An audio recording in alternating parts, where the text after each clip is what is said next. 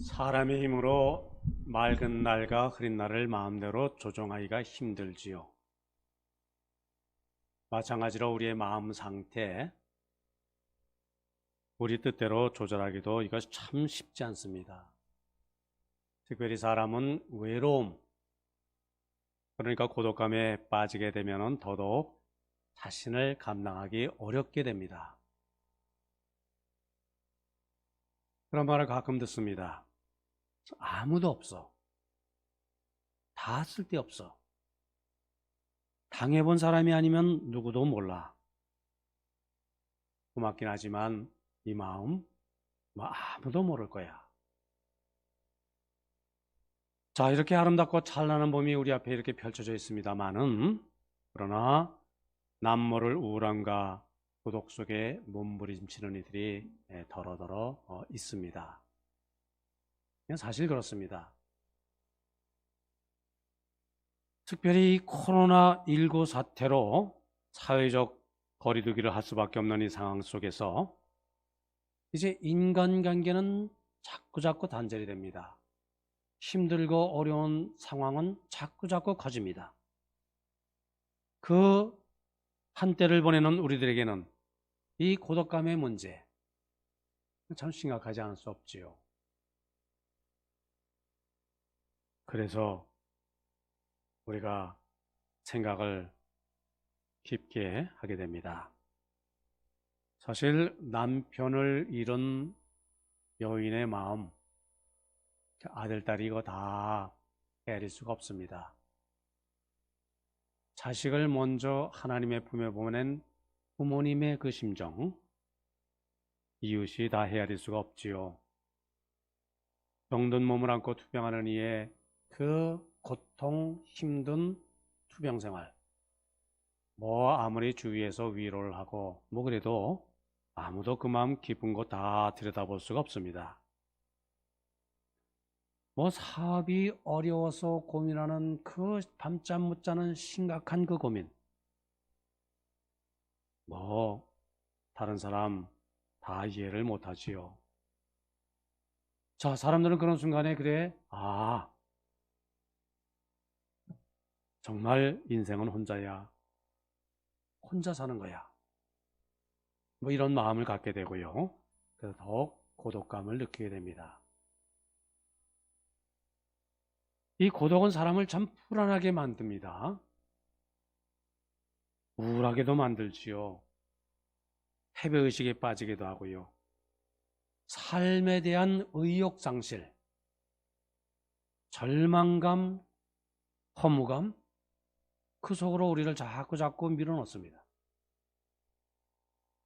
자, 우리는 여러 형태의 고독을 말할 수가 있어요. 먼저 육체적인 고독이 있죠. 몸이 겪는 고독. 예를 들어서 부모 없이 태어났다거나, 형제가 없다거나, 친구가 없다거나, 또는 병고에 시달리지만은 가족이 없다거나. 그리고 사실 참 참기 어려운 것이 뭘까요? 배고픔의 고독이지요. 굶주림의 고독. 사람이 또한 늙어가면 점점 주위 사람들에게 멀어짐을 느낀다고 하지요. 나에게 관심을 가져두던 사람, 하나둘 내 곁을 떠남을 느끼게 됩니다. 자, 그래서 이 늙는다는 사실과 또 배고픔, 가난과 또 병, 큰 고독의 원인입니다. 자, 그러면 정신적인 고독이 있어요. 나 나름대로 인생을 성실하게 열심히 살았다 이렇게 여겼는데 어느 날 문득 내 자신의 모습을 뒤돌아보게 되니까 내가 인생을 잘못 산 것은 아닌가, 헛산 것은 아닐까, 또는 인생을 산다는 것이 별것이 아니구나, 그리고 내 무능함을 느끼게 될 때 그때도 고독이 밀려오지요. 또 어떤 뜻하던 일을 내가 이루었습니다. 그런데 성취감, 그것보다 더 큰 어떤 허무함, 허탈함, 상실감. 또 그것이 이렇게 밀려올 때도 있지요. 자, 그리고 말하자면 반응이 없는 짝사랑의 고독, 아무도 알아주지 않는 내 마음, 또 상대방과 대화가 통하지 않을 때 느끼는 감정. 그래서 정신적인 고독입니다. 은퇴 후에 밀려오는 허무감도 우리를 방하는 고독의 세계로 밀어내지요. 현대 사회는 이런 정신적인 미화, 정신적인 고독, 점점 더 심각한 문제로 우리에게 다가옵니다. 세 번째, 영적인 고독. 사실 이것이 본질적인 고독입니다. 가장 이겨나가기 어려운 근본적인 고독입니다. 하나님과 나와의 관계에서 오는 고독. 아, 하나님으로부터 내가 단절되었구나. 그때 느끼는 그 고독이야말로 참으로 힘들고 어려운 것이지요. 자, 우리가 신앙생활합니다. 우리가 삶을 살아갑니다. 어떨 때는 나의 영혼도 기쁘고 즐겁고 찬송이 저절로 나오고 은혜가 넘치고, 아, 하나님이 나에게 이렇게 복을 주시는구나. 나를, 내 삶을 선히 인도하시는구나. 그렇게 신앙생활 하다가 말이지요. 근데 마치 하나님이 나를 버리신 것 같은 영적 침체의 깊은 늪에 빠질 때도 있지요. 대표적인 사람이 누굽니까? 욥이죠, 욥. 자, 욥은 자신의 건강도 잃었습니다. 가족도 잃었습니다. 명예도 잃고요. 그 많은 재산도 다 잃었습니다만은 그저 욥은 한 가지, 하나님의 인정을 받는다고 한다면은 이 모든 어려움을 이겨나갈 수 있습니다만은, 그런데 하나님이 나를 외면하시는 것 같은 이 영적인 고독, 주여 나는 이것을 참으로 견딜 수가 없습니다. 그렇게 한거한 성경에 나오는 대표적인 인물, 우리가 욥을 들 수가 있지요. 뭡니까? 영적인 고독. 자, 이 영적인 고독을 별명지어서 가인의 고독이라 이렇게도 말하기도 합니다. 가인이 범죄했습니다. 하나님께서 그를 책망하십니다. 그래서 가인은 고독한 것이죠. 가인이 이렇게 말합니다. 하나님, 나는 어디로 가든지 내 마음을 붙일 수가 없습니다. 내가 어디로 가든지 하나님의 은총 밖으로 쫓겨났기 때문에 나는 살 수가 없습니다. 하나님의 은총 밖으로 밀려나는 고독, 하나님께 버림받은 고독, 이것이 가장 심각한 본질적인 고독입니다. 자, 우리 인생은 이 고독의 문제를 해결을 해야 됩니다. 해결을 받아야만 해요. 그리고 승화시켜서 우리의 삶에 더 큰 유익을 가져오는 어떤 계기로 그것을 삼아나가야 합니다. 자, 그래서 이 시간 우리 종교개혁자 마틴 루터 고독, 낙심, 우울에서 벗어나는 방법 몇 가지 말씀하고 있는데요. 그것을 좀 같이 나누려고 합니다. 첫째, 홀로 있지 말라. 무슨 문제가 있을 때 이것을 다른 사람 아무도 몰라. 나는 혼자 있고 싶어. 아무도 나를 이해하지를 못해. 자, 그것은 병이라는 겁니다. 사람은 사회적인 동물이잖아요. 함께 더불어 살아가는 존재입니다. 아담이 언제 범죄했죠? 혼자 있을 때. 그러므로 우리가 문제가 있을 때 우리는 더욱더 열심히 성도의 교제를 나눠야 됩니다. 나의 이 아무도 알지 못하는 이 은밀한 기도의 제목, 이거를 좀 같이 기도의 동지와 더불어서 이거 좀 자꾸 나눠야 됩니다. 하나님 앞에 나와서 예배 찬양으로 그것을 토로하고요, 기도를 드리고요, 그것을 하나님께 아뢰고요.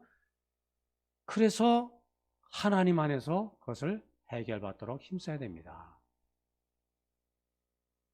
하나님 마음으로 좀 우리 마음을 좀 넓혀 보려고 하는 자세, 이게 중요하지요. 이거 아무도 이해 못할 거야. 그렇게 아예 단정을 짓고요. 자기 자신을 스스로 자꾸 구속으로 몰고 가는, 소외시키는 그런 함정에 빠져드는 것, 뛰쳐나가야 됩니다. 둘째, 다른 사람의 도움을 청하라. 이 세상에 나밖에 모르는 일, 그러니까 나만 경험한 일, 그거는 없다는 겁니다. 그러니까 자신의 문제를 좀 특별하게 그렇게 생각하지 말라는 거지요. 다른 사람도 다 겪은 이야기입니다. 인류 역사가 그것을 증명한다는 것이지요. 예를 들자면 청년들의 경험. 나는 그저 사랑에 실패해서 세상이 다 끝난 것 같은, 그렇게 절망적이고 참 심각한데 다른 사람들은 내 곁을 지나가면서 어깨를 그냥 툭 치면서 그죠? 별것 아니야. 미소 짓습니다. 왜 그럴까요? 그 사람도 경험한 일이기 때문에. 그러니까 저들도 나처럼 누군가 끔찍히 사랑해 보았고, 나처럼 실패해 보았고, 또 지금 아무 일 없이 잘 살고 있기 때문에. 무슨 일이건 다 마찬가지입니다. 모든 사람이 겪는 일, 그 중에 하나 나도 겪는 것이지, 나한테만 특별히 그 일이 일어난 것, 그것이 아니라는 것이지요. 어떤 의미에서는 내가 생각한 것보다 내가 지금 경험하고 있는 일이 훨씬 더 시시한 일일 수도 있습니다. 그런 거로 우리의 마음을 넓혀서 누군가에게 도움을 좀 청해야 됩니다. 남의 도움도 받아들이는 일, 남의 경험도 소중히 여겨서 그것을 나의 것으로 삼는 일, 이게 참 중요하다는 것이지요. 셋째, 노래하고 음악을 즐겨라. 노래 중에 노래는 뭘까요? 역시 찬양이지요. 특별히 하나님께 찬양하며 감사함으로 이겨나가라. 뭔 이런 일 때문에 울부짖지 말고 이미 받은 은혜 하나하나 헤아려 보면서 하나님 찬양하고 감사하며 사는 지혜. 찬양, 감사의 힘입니다. 넷째, 하나님의 말씀에 능력, 깊이를 의존하라. 하나님의 말씀, 성경 말씀은 뭡니까? 단지 책이 아닙니다. 책, 글씨, 과거의 어떤 사건, 역사, 이제 하나님의 말씀 그것만이 아니지요. 하나님의 말씀은 살아있습니다. 지금 나에게 찾아와서 내 삶을 노크라고요. 나의 영혼을 움직이고요. 나에게 영감, 큰 감동을 안겨줍니다. 기록된 말씀이 바로 나에게 주는 하나님의 말씀이다. 살아있는 말씀이 되는 경우, 이 말씀의 힘과 능력으로 우리가 얼마든지 세상 고독감 이겨나갈 수가 있습니다. 자, 오늘 본문 말씀은 버림받은 민족, 나라 망한 이스라엘에게 주시는 하나님의 소망의 말씀입니다. 이스라엘 민족이 멸망을 했어요. 마치 우리나라 일제시대, 일제강점기. 그보다 더 절망적이에요. 나라만 망한 것이 아니라 그 지역에 살지 못하고 다른 곳으로 이주를 포로로 끌려와서 살아야만 했습니다.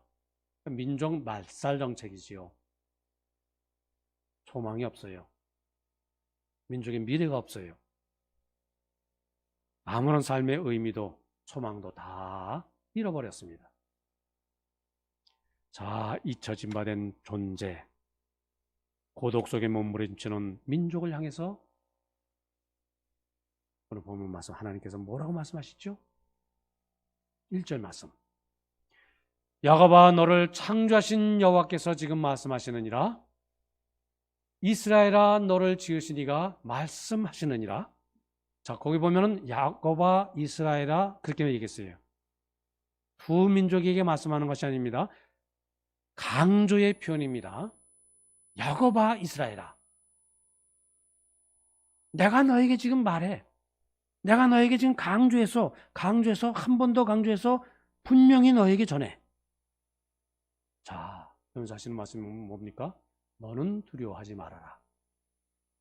내가 너를 구속하였고 내가 너를 시명하여 불렀나니 너는 내 것이라. 자, 이어지는 2절 3절 말씀 조금 더 좀 요약해서 말씀하면 내가 물 가운데 지날 때에도 그 물이 너를 침몰시키지 못하도록 내가 너를 지키고 내가 불 가운데로 지날지라도 그 불이 너를 태우지 못하도록 내가 너를 지키리라. 왜? 나는 너의 하나님 여호와요 이스라엘의 거룩한 이요 너의 구원자이시기 때문이니라. 얼마나 귀한 말씀입니까? 얼마나 힘이 되는 말씀입니까? 얼마나 우리에게 능력이 되는 나의 삶의 에너지, 힘이 되는 귀한 말씀입니까? 한 아이가 있었어요. 하루는 땀을 흘리며 정신없이 그죠? 초각 하나 들고 뭔가를 열심히 만들었습니다. 손에 물집도 생기고요. 칼질을 잘못해서 피를 흘리기도 하고요.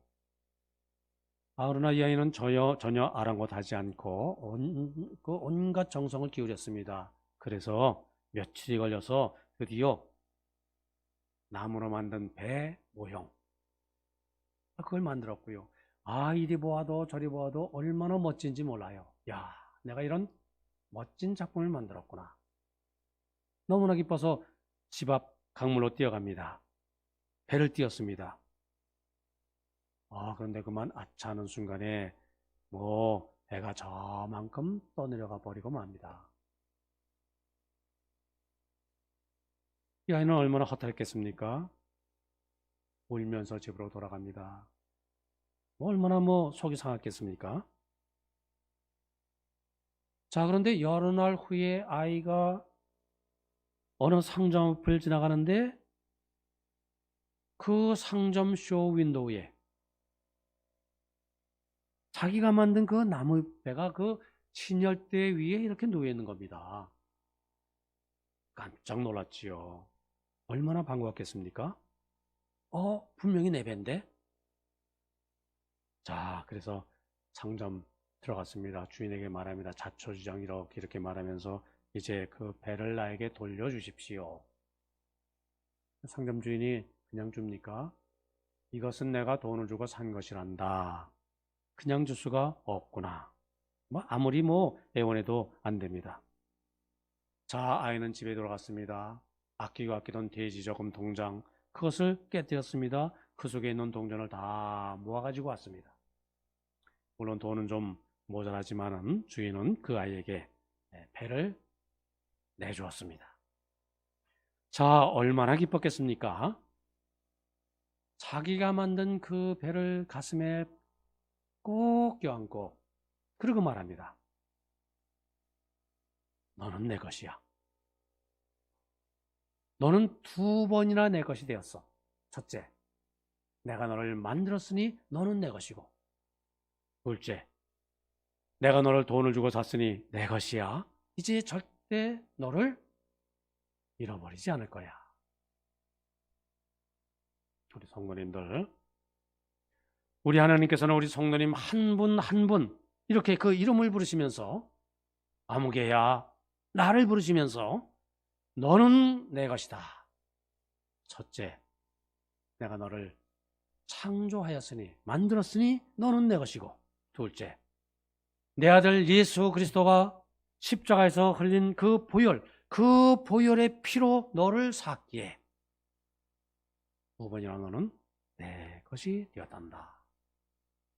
이제는 정녕 너와 함께 하리라. 다시는 너를 놓지 아니하리라. 자, 오늘 본문 말씀이 그 말씀 아닙니까? 우리는 이 하나님의 음성에 대해서 아멘으로 화답해야 됩니다. 아멘. 그렇게 응답하는 자만이 신실한 진정한 신앙이니라, 그리스도인이라 이렇게 말할 수가 있겠지요. 자, 그리고 이와 같은 사람은 무슨 일을 당하든지 담대합니다. 왜? 전능하신 하나님이 나와 함께 하신다, 나를 보호해 주신다, 그 사실을 알기 때문이지요. 그리고 그와 같은 사람은 무슨 일을 할지라도 긍지와 자부심을 가지고 살아가고요. 무슨 일을 하든지 할 수 있다고 하는 적극적인 그 마음가짐을 가지고 임할 수가 있습니다. 왜요?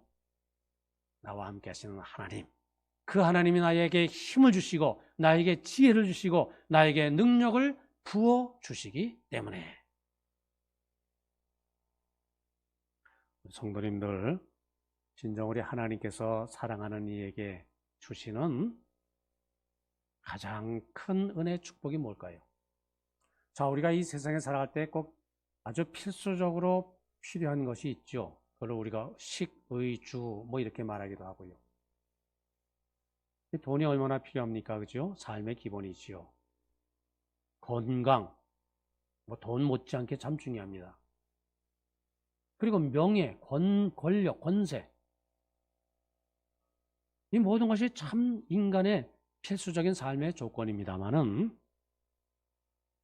자, 그런데 부활하시고 승천하시기 직전 예수님 사랑하는 제자에게 마지막으로 그러한 것들, 가장 필요한 인간의 조건들을 주신 것이 아니라 오직 한 말씀 하셨지요. 뭡니까? 볼지어다, 내가 세상 끝날까지 너희와 항상 함께 있으리라. 주님이 함께 하신다. 약속의 말씀, 끝까지 함께 하시겠다. 주님이 함께 하시면, 자, 우주 만물을 지으신 이가 나와 함께 하신다는데 뭐 우리가 뭐 더 바랄 것이 무엇이 있겠습니까? 이 성경을 보면은 하나님께서 가장 사랑하시는 사람들에게 언제나 내가 너와 함께 하겠다 약속하십니다. 하나님께서 사랑하시는 아브라함에게 뭐라고 말씀하셨습니까? 아브라함아, 내가 너와 함께 하리라. 야곱에게 뭐라고 말씀하셨습니까? 야곱아, 내가 어디로 가든지 내가 너를 떠나지 아니하고 버리지 아니하리라. 너와 함께 하리라. 모세에게도 마찬가지죠. 내가 너와 같이 가리라. 성경책은 어떤 책입니까? 우리와 함께 하시는 하나님을 이렇게 보여주는 그 책이 성경책이지요. 자, 이 하나님께서 오늘도 나와 함께 하심을 믿으면서 우리 이 세상을 이겨나가고요. 또 이 고독 또한 이겨나가시는 성도님들 모두 되시기를 바랍니다. 그리고 오늘 보면 한 가지 더 말씀하고 있어요.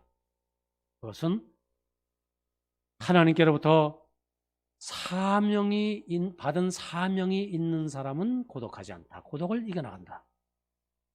자, 우리에게는 살아야 될 이유가 있어요. 내가 해야 될 일이 있어요.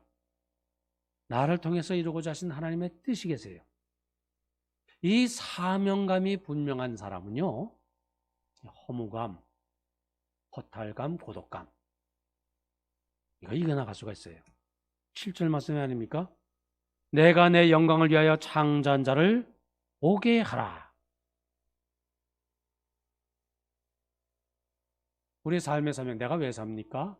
무엇을 위해 살죠? 뭐 여러 가지 우리가 뭐 말할 수 있으면은 궁극적으로 마지막 최종적으로 말하자면은 하나님의 영광을 위하여 이렇게 정리할 수가 있습니다. 하나님의 영광을 위해서 오늘 내가 해야 될 일이 있어요. 나에게 맡기신 하나님의 귀한 뜻이 계십니다. 할 일이 있는 사람, 고독을 이겨나가고요. 고독의 반대 개념이 뭘까요? 그건 사랑입니다. 사랑 앞에는 고독이 없습니다. 사랑하는 자에게는 고독이 없습니다. 생각만 하는 사람은 고독합니다. 그러나 움직이는 사람, 사랑을 실천하는 사람은 고독이 없습니다. 가만히 앉아있는 사람은 의심이 많습니다. 그러나 나가서 사랑하고 행동하고 전도하고 그런 사람, 그 의심의 그림자가 밀려올 겨를이 없지요. 자, 진정 하나님의 영광을 위해 이제 바쁘고 분주하게 열심히 사명을 감당하시는 우리 성도님들 다 되시기를 바라고요. 그때 하나님이 나의 하나님이 되셔서 나로 하여금 이렇게 세상을 이겨나갈 은혜를 베풀어 주시는구나. 일마다 때마다 체험하게 될 줄 믿습니다.